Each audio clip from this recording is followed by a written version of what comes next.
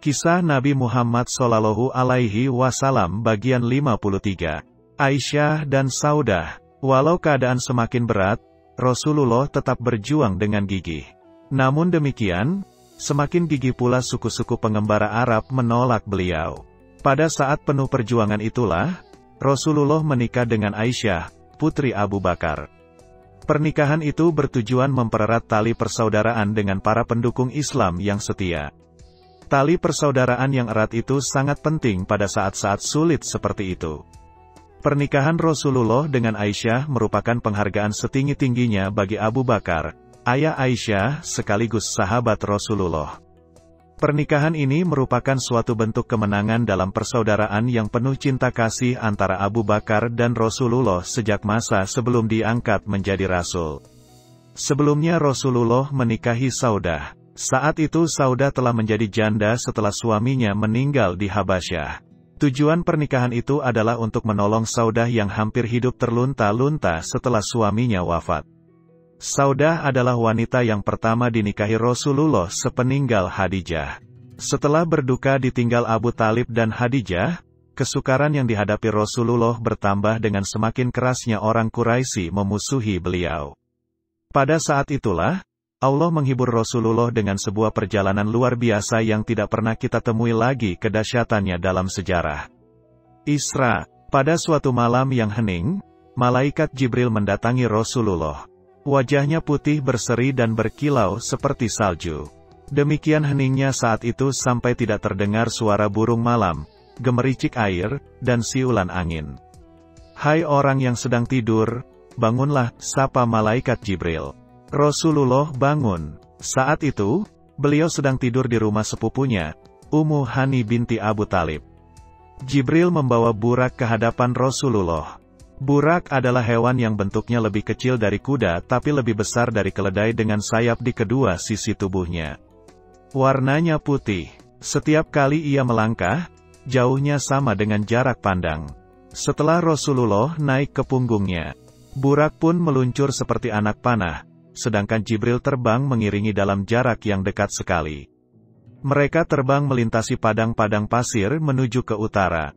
Ifrit. Dalam perjalanan Isra, satu Ifrit mengejar Rasulullah sambil membawa obor. Ifrit adalah bangsa jin yang amat jahat. Jibril mengajarkan sebuah doa kepada Rasulullah yang membuat obor Ifrit padam dan Ifrit tersungkur jatuh. Akhirnya Rasulullah tiba di Baitul Maqdis, Yerusalem, Palestina. Di atas Baitul Maqdis Rasulullah bertemu Nabi Ibrahim, Nabi Musa, dan Nabi Isa. Ketiga nabi mulia itu ditemani nabi-nabi lain. Rasulullah kemudian memimpin salat semua nabi dan rasul itu. Selesai salat, dibawakan ke hadapan Rasulullah 3 buah bejana. Satu berisi khamar, satu berisi air, dan satu lagi berisi susu. Miraj, Rasulullah mendengar sebuah suara berkata, kalau ia mengambil air, ia akan tenggelam dan begitu juga umatnya. Kalau ia mengambil khamar, ia akan tersesat dan begitu pula umatnya. Kalau dia mengambil susu, ia akan dibimbing dan begitu juga umatnya. Oleh karena itu, Rasulullah mengambil bejana berisi susu dan meminumnya dengan menyebut nama Allah. Jibril pun berkata kepada Rasulullah, Anda telah diberkati dan begitu pula umat Anda, Muhammad. Setelah itu, beliau dibawa naik sampai ke langit. Tangga dipancangkan di atas batu Yakub. Miraj berarti tangga. Saat naik ke langit, Rasulullah meniti Miraj, bukan lagi menaiki burak. Burak menunggu di bawah ditambatkan di pintu Baitul Maqdis. Oleh Jibril, tangga ini diletakkan di atas batu besar dan ujungnya terus menjulang sampai ke langit. Dengan tangga itu, Rasulullah naik ke atas langit berlapis 7. Setiap tingkatan langit dijaga oleh malaikat agar tidak ada setan yang bisa mencuri dengar rahasia-rahasia langit. Di langit pertama, Rasulullah melihat semua malaikat tersenyum, kecuali satu saja. Rasulullah bertanya kepada Jibril.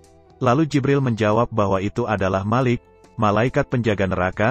Rasulullah bertanya lagi kepada Jibril, bisakah engkau memerintahkannya untuk memperlihatkan neraka? Malik, perlihatkan neraka kepada Muhammad.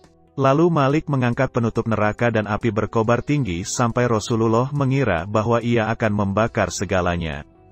Iliyin dan Sijjin. Iliyin adalah nama suatu tempat di surga tertinggi.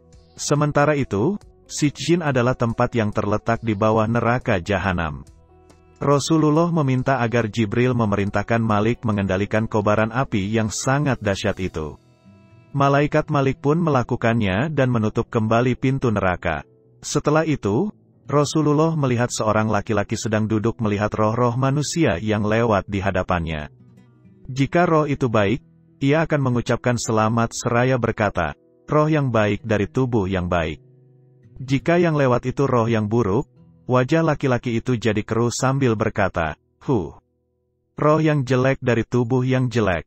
Siapa laki-laki itu? Wahai Jibril, tanya Rasulullah.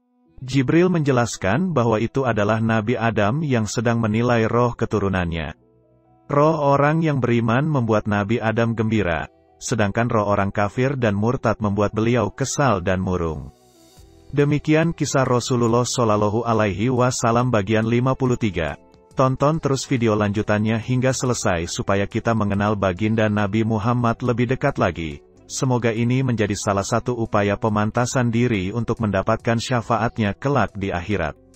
Tentunya tidak hanya mengenal kepribadian Rasulullah tapi juga melaksanakan perintah Allah dan Rasul-Nya serta menjauhkan diri dari perbuatan dosa.